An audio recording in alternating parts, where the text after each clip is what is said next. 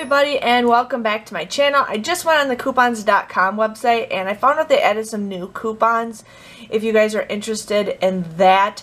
It looks like this $6 Renew, it's a double box, is a that one looks new. Energizer looks new. They did add this Jason deodorant stick for $1 off. I think the Purina might be new.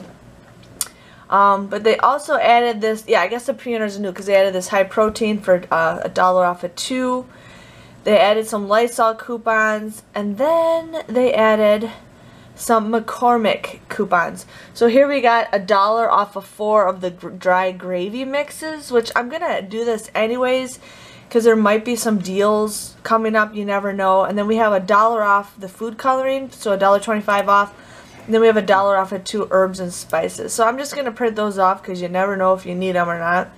But I just wanted to mention to you guys some new coupons to print in case you guys are looking for certain food deals or anything like that. But I'm also going to keep a lookout for OxyClean because usually I see OxyClean reset at the end of the week. So I just wanted to give you guys a heads up, but still waiting for this stuff to reset. But talk to you guys later. Bye-bye.